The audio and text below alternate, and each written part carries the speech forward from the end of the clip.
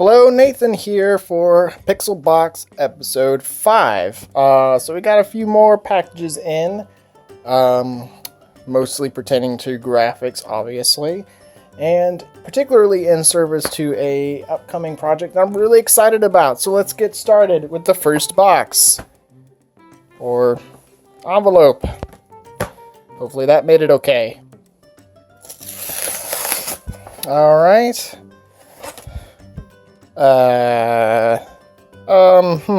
Alright, well,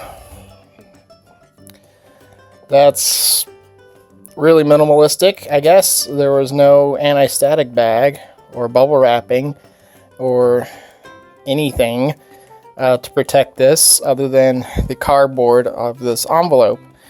But yeah, obviously it's a graphics card with a fan. Fortunately, all the blades are on it, so that's good. This is a GT520, and depending on how I do things, I'm not sure if you've already seen me use this or not, but yeah, this is going to be used in an upcoming project I'm really excited about, because if you've seen my other video with the fastest PCI graphics card, then you'll know that the GT520 played a big part in that video. But this is not the PCI version, of course, because we're going to be comparing it against the PCI Express version. So this will be really useful. This card needs some cleaning. I can just see dust all over it. Not the worst ever, but yeah, definitely going to need a bath, and definitely going to need to test this to make sure that it survived the trip. Alright, our next one looks remarkably better packaged already. Let's slit the tape.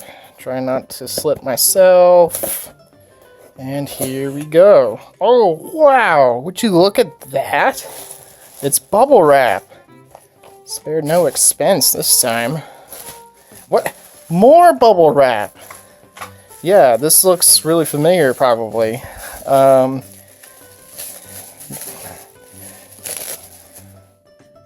It's another GT520. Yeah, so, again, I don't know if you've seen this in action already or not. But this one has PCI Express as well. It's a little bit shorter, though. Obviously, this is PCI Express 1X. This is one of the few cards that actually utilized the smallest form factor PCI Express connector. And so it should be really interesting to see how the performance of this card compares against this card. This one, of course, has theoretical bandwidth through the interface of only about 500 MB per second. That's the equivalent of AGP 2X. Meanwhile, the GT520 core is a lot faster than most AGP 2X graphics cards by a long mile. So, you know, obviously this is probably a card that would benefit from more bandwidth than just a gigabyte per second, and we will find out exactly how much benefit it gets from more bandwidth. But, you know, it's really cool to have both of these cards, so now I can compare it against the PCI version. So this is going to be a pretty exciting video for me. I did talk about, in the video where I featured this card, about maybe getting one of these to test with. So here you are. You're seeing me actually receive this card in the mail. And we're going to go ahead and test them out. It is kind of interesting right off the bat. You can see these are all the same GPU, but two of them have active cooling and are, as a result, much thinner in terms of the amount of space they take up. This one's passive, so the heatsink actually has to wrap around both sides and ends up being very thick in order to accommodate this. But of course, the GPU does not use a lot of power. And in fact, even though there is a place for what looks to be a Molex power auxiliary connector right there, obviously it doesn't need it. I mean, if you can't get enough power through PCI Express, then they must be doing something wrong. But this one doesn't need any additional power either. So, you know, not a high-powered GPU by any means, but, you know, the fact that we have three different interfaces to compare the three in terms of their performance and what they actually need for their interface is really, really cool and should make for a really interesting, some really interesting test results. So let's go ahead and test these two out and make sure that they actually work.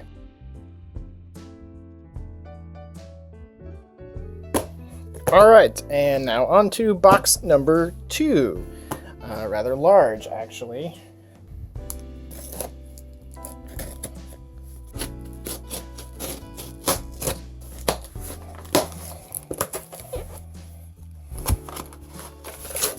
And we have newspaper.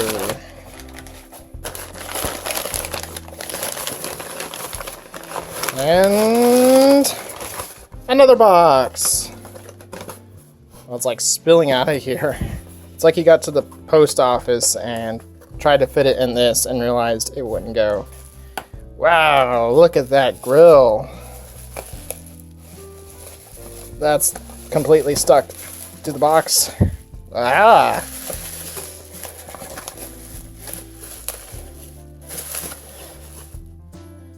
Oh, yes. This is a lead tech Winfast. What does it say here? Here it is. A250 Ultra. This is a TI 4600, a GeForce 3. So, this is a really, really nice version of the GeForce.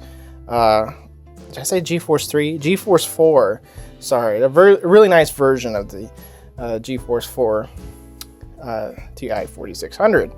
Now, yes, the eagle-eyed among you will have immediately spotted some rather bulgy caps here and there, and I knew that when I bought it, because I got it kind of cheap, actually. But it's supposed to still be working, and so we will be testing it. I actually have a number of lead tech cards, like this one, which is the GeForce 3 TI 500, and this one, which is the 8800 GTS. I might do a video at some point, just on lead tech itself, because it is one of my favorite card makers. Unfortunately, not around anymore. And this one is a really interesting, cooler design. And just like the GeForce 3, it's more heatsink than fan for sure. This is gonna need, looks like some stuff in there. It's gonna need to be cleaned out. But this is obviously, if you've seen any of my previous videos, this is not my first TI 4600. I've had this one here from Albatron for a long time now. Well, the VGA output actually doesn't work on it, so I only have the option to use DVI, which is not a problem generally, but I just, have been kind of always on the lookout for another one, just in case I found one for a good deal. This was a fairly good deal, but nothing crazy or anything. The 4600 is kind of expensive right now. So if this works, I'll likely sell this one, just because I'll obviously prefer to have the lead tech version, because it's just so unique, and I just happen to be a fan of that brand. So let's get to the testing.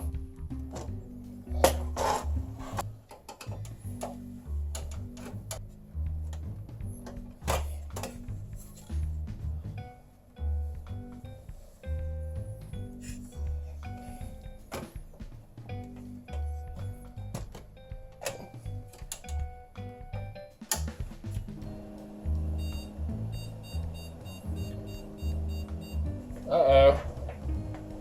Beeping.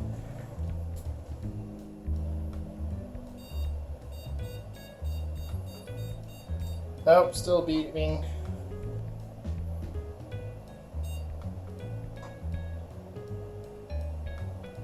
Alright, well, it beeped, but I'm not seeing anything on the screen. Okay. That's not good. Yeah, I just plugged in the VGA output. That looks pretty dead. Looks pretty darn dead. Okay, now I'm not getting it to post. again after turning it off. So at this point, I'm going to say the card is defective, and it's probably repairable. Like, you know, if I replace the caps on it and do, you know, a rework on it and try some things. The thing is, if I have to do any form of fixing on this, though, that means the eBay listing was wrong when it said it was working. So either way, regardless of what happens at this point, the first thing to do is to contact the seller and try to resolve it and probably get some money back, because fixable or not, you shouldn't have to fix it if it says it's working. Alright, next we have another package. This one's actually already been opened because, well, my wife thought it was for her. But it's not, it's for me. And this actually comes from a viewer that offered to send this as a donation, which was really, really awesome. Goes by the handle, I had to write it down here. TTTE and SpongeBob, yes, furries, no. That's his handle. But yeah, just super cool. This is the first time a viewer has actually donated something to the channel. So let's check it out. Oh, Hercules.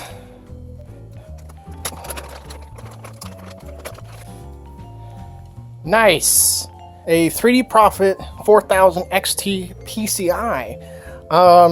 Yeah, he sent this to me because he saw my collection video, which if you haven't seen it, I'll go ahead and put a card up right now.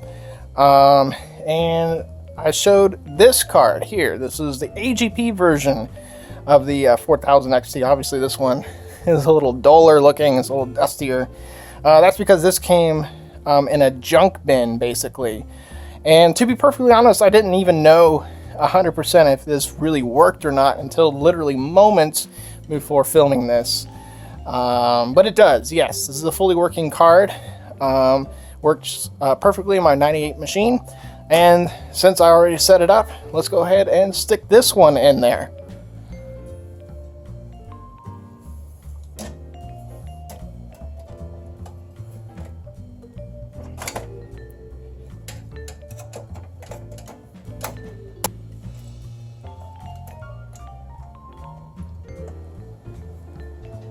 Well, I can already tell you right now that the fan is a lot quieter than my AGP card, which the bearings seem to be giving out. Alright, so I got through post no problem.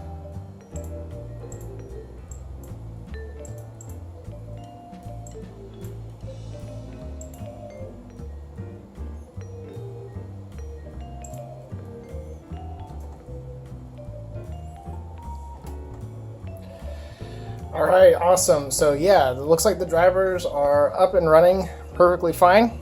We're just going to run a quick benchmark here.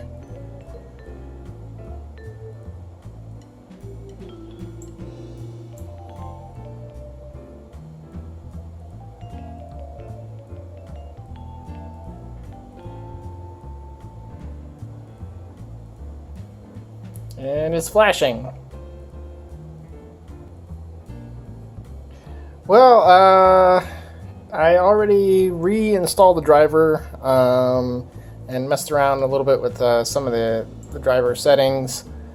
And it doesn't seem to be wanting to run 3D, but I'm kind of thinking that's probably just a driver issue, some sort of software issue. This is Windows 98, so you practically have to reformat it every time you change your keyboard. I mean, not literally, but that's, you know, it's a very sensitive operating system.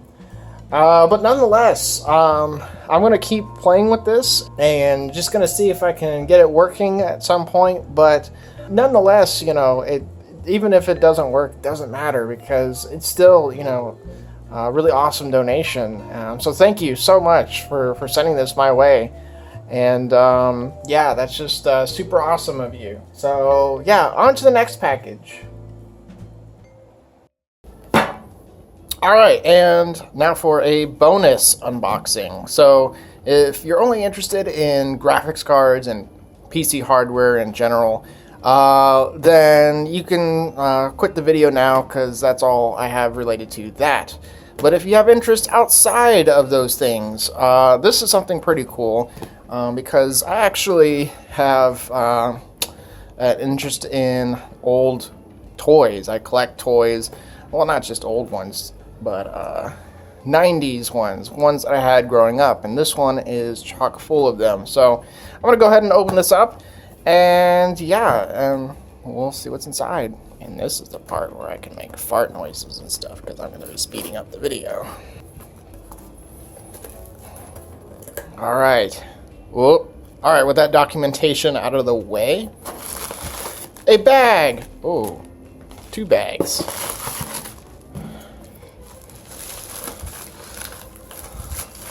I'm just going to dump them out. What? They sent me food?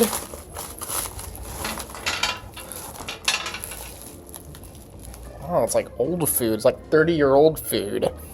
No, obviously, this is an awesome toy line called Food Fighters from 1988 by Mattel.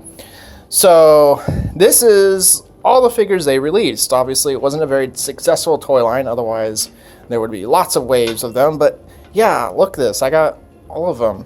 And they're all based on just different, obviously, food types. We got pancakes here. Get a close-up here if it will focus. And they all have interesting names. Like, this one is Private Pizza.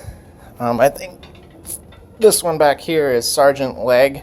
Look at that face. It's a little beat up, but yeah, that's they have the craziest like expressions. Oh, here's one of my favorites. Taco Guy. His face is literally beef. Yeah.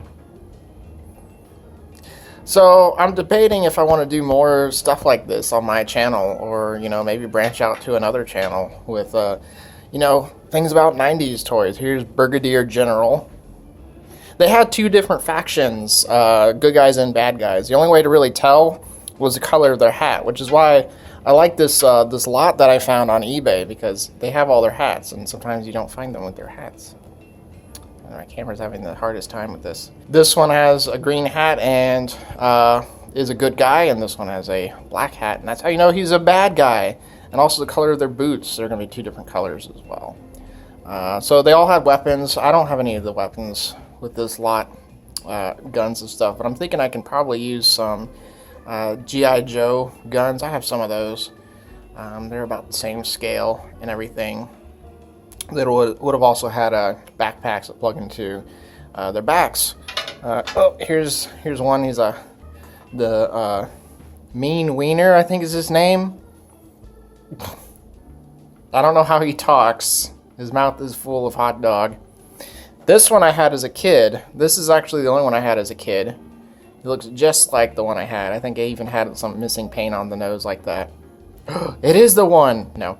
And this one I remember as well, really, really well as a kid. I didn't own one, but I remember other kids having him.